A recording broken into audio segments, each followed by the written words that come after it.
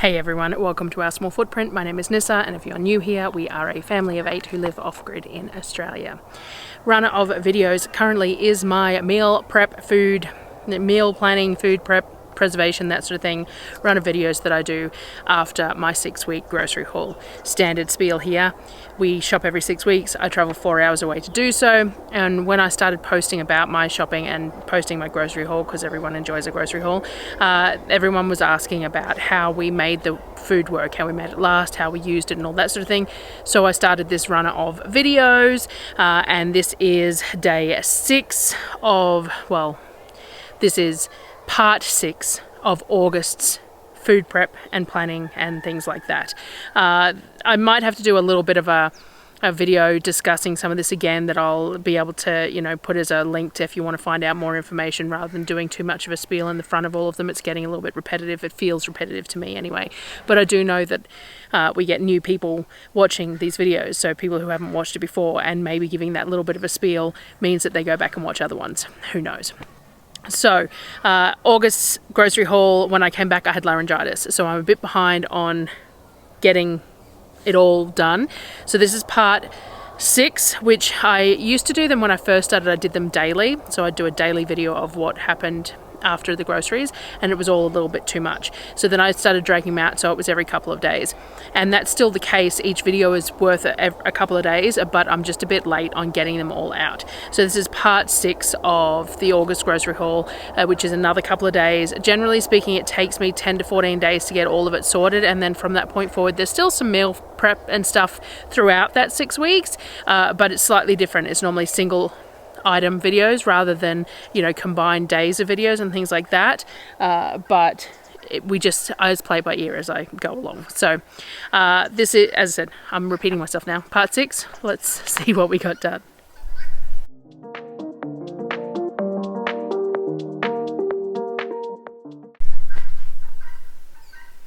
So on the previous video, I roasted a whole bunch of tomatoes. So I bought 2 boxes of tomatoes. They got dumped in the fridge because I was sick and didn't get dealt with. So then I had to do something with them fairly quick. So I roasted them all up. All I did on the previous video, I cored them, sliced them, put them in baking trays with some onion and some garlic, some smoked salt, and just roasted them till they had color on them. Then after I did that, I just put them in containers because I had run out of time. So I just put all the roasted tomatoes into some Tupperware style containers and stuck those containers in the fridge to deal with on another day. I had made fresh sourdough on this day, and I needed to do something with those tomatoes, and I just really didn't feel like canning them, just didn't feel like the extra work of canning them. So instead I turned them into a meal. So we turned them into tomato soup to have with that bread for dinner. So I caramelized some onions up, added some of the fresh elephant garlic as well, and cooked all of that off. I added one of the 4-litre-ish Kmart containers. So they're a Tupperware style container. They're from Kmart. They're about 4.5 litres, full of the roasted tomatoes and the onions and the garlic. And I believe that each container holds around about 2 full trays of roasted tomato. So it's about 2 full trays of tomatoes, which was about just under half, had 2 boxes. So it was just under 3/4 of a box, I suppose. So we're talking maybe, I think there were 15 kilo boxes, so maybe 10 kilos of tomatoes. Tomatoes really don't go very far once you process them. So that went in there. Now I hit it with the immersion blender straight up just to make it easier to heat through, to get it into a good consistency, to make it easier to see what we were doing and heating it through. Once it was pureed to a degree, and therefore taking up less room in the pot, I added some Vegeta and some water. I don't have any stock ready to add at the moment. There's none on my shelf, and I didn't have any that I had fresh made, so I just used a bit of Vegeta and water. But ideally I would use chicken stock in this sort of a dish, but the water and the Vegeta will work in a pinch as a bit of salt and a bit of liquid. I also added a jar of the canned potatoes and chicken stock. So we canned a whole lot of potatoes when we grew 70 odd kilos of them. So we did some dry canning of some, which is a Rebel canning style canning type, and we did some in chicken stock, just potatoes, and we have been eating them, but they're not our favorite. To be honest, the way that I much prefer to can potatoes is in a soup mix, because then you serve it as soup and it's it's good, but I'm not real keen on serving potatoes on their own. But if you got potatoes and carrots and bacon and onion and garlic and chicken stock and stuff in a jar, then the potatoes are perfectly good. So anyway, we had a few jars of these potatoes only canned in chicken stock.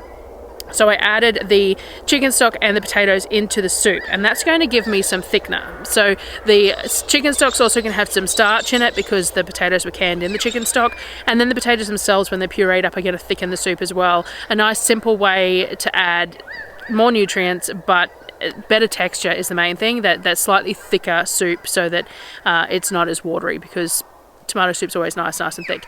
A lot of people add cream, or they would add like a flour roux type mix and things like that. I didn't really want to do any of that sort of thing, and we don't add cheese, so this worked out as a good way to use one of those jars, but also to thicken up the soup.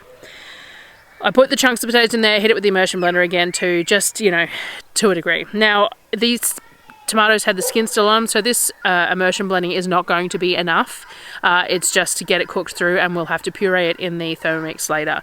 I only have a really cheap immersion blender, and it really doesn't do a good enough job for things like skin on tomatoes to be used like that. It definitely needs a little bit more than that. So one day I will buy a fancy immersion blender. I think I've been looking at all different brands. I think I really like the Barmix brand, but one day, for the moment, the $15 ones work, especially because I can transfer it to the Thermomix later. This is what today's bread looked like. I bought this cutter off eBay super cheap. They're really expensive on Amazon, the same style of cutter, and I saw them in sourdough groups and thought that they looked really good, and it worked beautifully on my hard to cut boules, my rounds, mostly because they were a lot crunchier crust. I have discovered that because I've now been making the batards and they're sort of a softer crust, that it doesn't work as well because the bread tends to collapse a little bit. Part of that is because the cutter isn't attached to a benchtop either. It slides around a lot when you're trying to do things, and so you're putting a lot of pressure in places that I don't think. The whole point of this, the reason that this works so well with the boules, is that you don't have to push the bread through. The serrated knife really just draws it through and cuts it off really beautifully. So I will have to attach this to a bench and see if that helps too, but I found that my knife worked just as well on this particular loaf. I have a Victorinox bread knife. It is one that was gifted to me 12 months ago, I suppose, and I did a bit of a promotion for them with a few knives, and this bread knife was one of the knives that was given to me, and I have since started buying Victorinox knives over other brands because I really enjoy using them. They're just a nice fine blade, and the bread knife is superb. Daryl sliced a big flap of skin off his finger the other day with it, so he thinks it's pretty sharp too. And it just cuts through the bread so easily. Before serving it up, as I said, I pureed it a bit further in the Thermomix to make sure that all those bits of skin are well pureed, because you don't want to get those little sticky bits on your tongue when you're eating it, because that just ruins the whole thing. So I pureed it in the Thermomix, and then I put it back in the pot to cook the bit of air out that was introduced. So by blending it into the Thermomix, you're adding a whole lot of air, and it's just not as pleasant a texture. So you want to stick it back in your pot and mix it up for a little, and just slow simmer for a little bit, 5-10 minutes, to make sure that all that air has been removed as well. And if I was going to be canning that would be an important step as well. And we served it with fresh sourdough bread. I didn't have photos of serving it, but I didn't have footage of serving it, but I do have a really pretty photo. I think I shared it on Facebook and Instagram, so I will put that photo in here to show you the soup and bread that we served up for dinner. The next day I had to deal with some of that pork that I'd minced up the day before. I decided to make some sort of, gyoza, dumplings, wonton style things. Something that we really enjoy eating. I don't make very often because they're just so fiddly. I didn't have any store-bought wonton wrappers because I do buy them occasionally, but they only have a use-by date of like a week or two. So I have to make sure that I use them at the beginning of the month. And because they're a mincemeat sort of a use, I quite often want to make them at the end of the month, using up the mince that I've got left. So I decided to make my own. Now, I did a whole bunch of Googling, and there were a lot of options for recipes for making wonton wrappers. Some have eggs, some don't. So anyway, I used the Thermomix recipe on the guided cooking just because it was nice and simple to just use it because it was already there.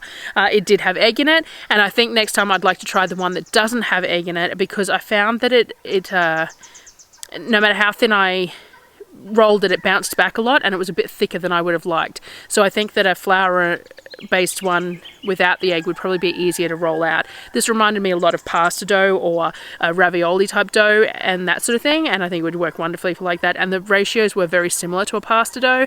So I think I'm going to try a non-egg based one. So if anyone has a link to one that they like or anything, let me know, because I'll do that next time. I used my pasta roller to get them really nice and uniformly thin. As I said, I still wasn't overly happy with the thickness, but they were still a lot thinner than if I had hand rolled them. I cut them into squares. I did a few different sizes so I could figure out what I liked best. And I used some potato starch between them to stop them sticking. Though I probably should have been a bit more generous with the potato starch. They did stick a little bit. I did see when I was doing my research, I watched a video on Marion Gratzby's channel, and she said make sure not to stack them too high because the weight can make them stick too.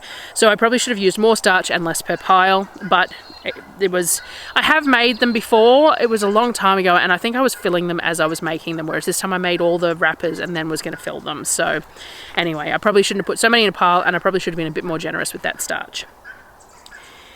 For the filling, I sliced up some cabbage really nice and fine, salted it and squeezed that salt in and let it sit for a little while.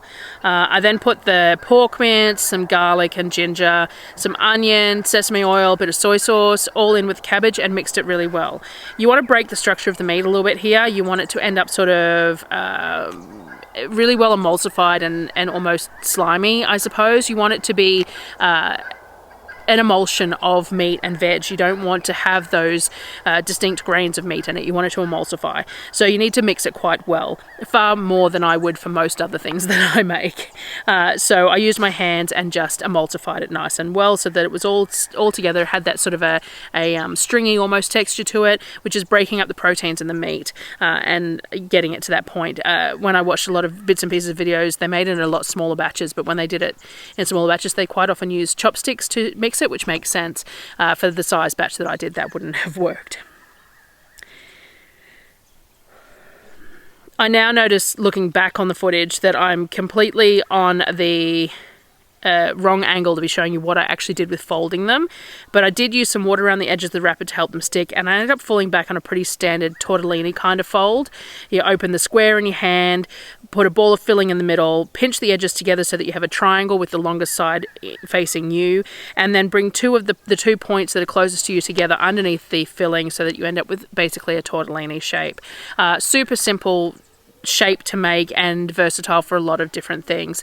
I didn't want to make rounds because then I'd have to re-roll wrappers and I didn't want to do that.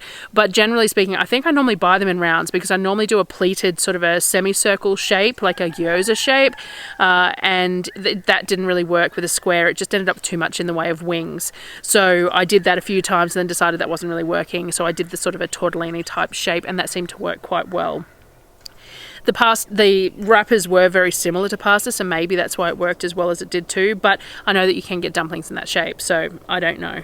I'm still, these sorts of things are things that I learn as I go. The kids really like the crispy sort of dippable dumplings, so I did the standard method of a bit of oil in the pan, then the dumplings in, let them fry off for a while until most of the oil is gone and the bottom of the dumplings have crunch. Then I add a few tablespoons of water and put a lid on so that they then steam in place. After another sort of 5-6 minutes, you take the lid off, let the rest of the water evaporate, and the bottoms get crunchy again, and then they're ready to serve. So that way you've got the crunchy bottom, but the really nice soft and flexible tops of them because the insides are steamed, the tops are steamed, but you've got that crunchy bottom. That's the way we prefer to cook them, and that's the way I've always done them. Frozen ones that I buy or fresh ones, that's the way I tend to cook them.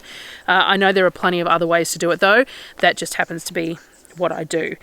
I did make some simple fried rice to go with these. I didn't show it. It was very basic. It was just steamed rice and it was fresh rice, so it was a bit tacky. Soy sauce, some ketchup mayonnaise, some corn, egg, bacon, and we had sort of a bit of a bits of dinner. Had a little bit of dipping sauce with a bit of soy sauce and garlic and ginger and stuff to dip the wontons in, the little dumplings, gyoza, whatever you want to call them. I don't think they fit to any particular type exactly, and dip them in that and then have the fried rice as well. So a very simple sort of a meal, but time consuming, so I didn't want to do too much for that side. We actually had leftover tomato soup with leftover bread for lunch the next day, so I did show how we the soup when it was reheating in that pot, and then the bread for that day, so we had the leftovers for lunch the next day, which is always nice. Soup's one of those things that I never know quite how much we're going to go through in one meal, so I tend to have extra because I make more than we need because I don't want to not have enough. But making more than we need is probably something that I do most of the time because leftovers are good. The next day I needed to get some of the chicken from the roosters we had process sorted, so I decided to mince it up and make some Kiev balls.